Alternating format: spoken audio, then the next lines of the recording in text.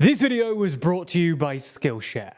For most of this year, Israel has been stuck in a political crisis, as Netanyahu's government has tried to force through controversial judicial reforms, triggering massive protests in the country. Having subsided in the past few months, protests restarted last week, reaching a climax on Monday when the Knesset voted on the first part of the reforms. So in this video, we're going to take a look at the most recent bill, the protests against it, and why Israel's political crisis is only going to get worse before it gets better.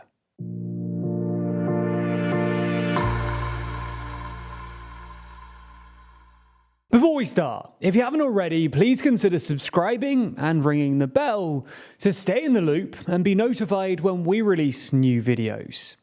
So let's start with a quick recap. The first thing to say is that we did a whole load of videos on Israel's judicial reform drama when it first kicked off in March. So go and watch those if you want a full overview. But the TLDR is that earlier this year, Netanyahu's new government got in trouble when it tried to pass a new judicial reform bill that would have essentially allowed the government to ignore the Israeli Supreme Court. In part because Israel doesn't have a codified constitution, the Israeli Supreme Court is one of the only checks on executive power in the country, which means that this bill would have given any government with even a slim majority in Israel's parliament, the Knesset, almost unlimited power. In fact, the original version of the bill was planned to do three things. Firstly, it would give the Israeli government more power to appoint judges, who are currently picked by a panel mostly composed of other Supreme Court judges and lawyers from the like-minded Israeli Bar Association. Secondly, it would reduce the court's ability to curtail or dismiss certain laws which relate to stuff like national security. And thirdly, it would introduce a so-called override clause, requiring a simple majority of 61 MPs. And in practice, because the government usually controls a majority in the Knesset, this would give the government the power to ignore any Supreme Court rulings that it didn't like.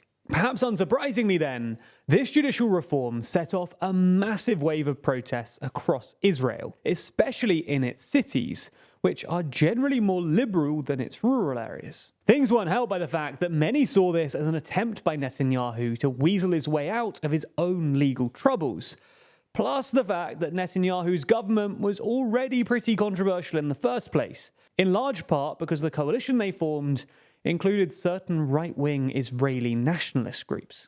And by the way, Netanyahu himself previously deemed these groups to be too extremist to include in his previous coalitions. But when they were the only way he could get a majority in last year's election, because the more moderate parties refused to cooperate with him while he was on trial, he seemingly changed his mind. Anyway, these protests eventually forced Netanyahu to scrap the plans in late March, just before Israel's parliament dissolved for recess. Netanyahu then began negotiations with Israel's opposition and other civil society groups, but in early June, these negotiations apparently collapsed, both because the two sides were apparently too far apart to find any compromise, but also because Netanyahu's coalition refused to appoint a representative to the committee responsible for picking Israel's judges, including its Supreme Court judges.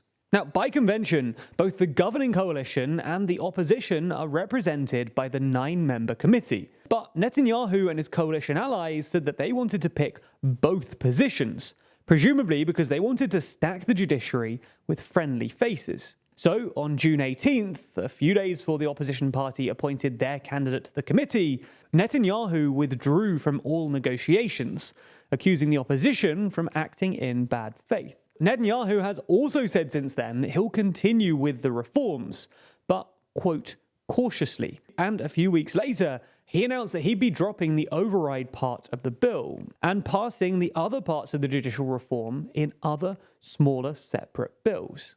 Now, why am I telling you all this?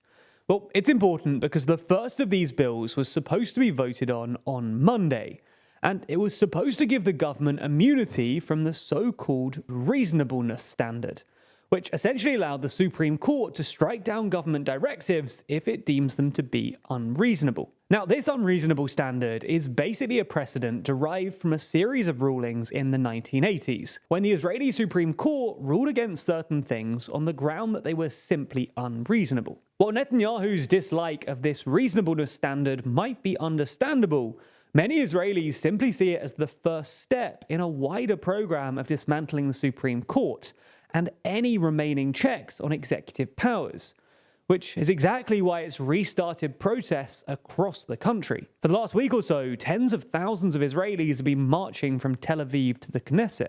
And on Sunday evening, something like 100,000 Israelis took to the streets of Jerusalem. And these weren't just ordinary Israelis either. Israel's top business group warned Netanyahu that his reforms could have irreversible and destructive consequences on the Israeli economy. And dozens of top security officials signed an open letter warning that the reforms could split Israeli society, pointing out that over 10,000 IDF reservists have already said that they'll boycott the military if the reforms were passed. Even US President Joe Biden got involved. On July 17th, after meeting Israel's president, Biden urged Netanyahu to find a consensus with the opposition first, insisting that it, quote, doesn't make sense to rush the reforms. To add to this drama, on Sunday night, Netanyahu was admitted to hospital for the second time this month after suffering a sudden arrhythmia. A cabinet meeting for Sunday morning was subsequently cancelled, and his trips to Turkey and Cyprus, due later this week, were postponed, but he insisted that the vote on judicial reform go ahead as planned. As such, on Monday morning, with the vote going ahead, the opposition announced that they would be boycotting the vote. But this wasn't enough to deter Netanyahu either, and on Monday afternoon, the Knesset passed the bill. Unfortunately for Israel's body politic, Monday's vote definitely isn't the end to the country's political crisis either, and if anything, things are probably going to get even worse in the near future. Netanyahu's success in passing this bill will only embolden him to push on with the more controversial elements of his judicial reform, straining tensions even further. Furthermore, passing this bill will remove basically all checks and balances on the government, which will in turn allow him, or at least the more nationalist elements of his coalition, to pursue their most controversial right-wing policies, which will create even more political tension. The essential problem here is that Netanyahu has always been a stubborn politician, and even if he wasn't, he just doesn't have the political space to compromise, given that his parliamentary majority relies on support from right-wing nationalist parties that have made it clear that they won't accept any concessions.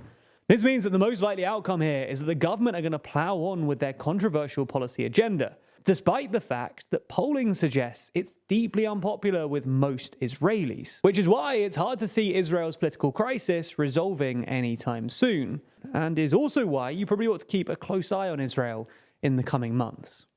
As always, things change and develop in stories like this, so keep paying attention for updates as they develop. In fact, that's probably not a bad idea more generally. Things are always changing, and it feels great to stay on top of them as they do. Even within TLDR, I've recently shifted my video editing workflow from Final Cut to Premiere in order to better integrate with the Adobe products our growing team of editors prefer. Now, when I started with YouTube, I just messed around and taught myself Final Cut. But this time round, at the advice of my team, I headed over to Skillshare to take their course on the topic. Unlike when I taught myself the first time round, I was guided through the process quickly and efficiently, and barely lost any productivity as I shifted from one tool to the other. It's not just that either.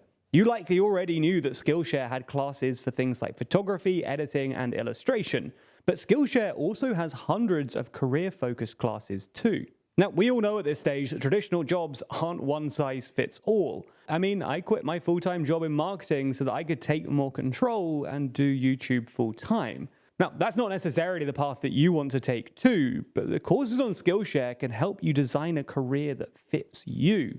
That's courses on everything from how to start a business, growing in e-commerce, how to maximize your workflow, or the course I'm taking right now on how to build a business that lasts. And if that sounds interesting, you should use our link in the description, which gives you access to all of that for free. That's right, the first 1,000 people to use the link will get a 1-month free trial of Skillshare.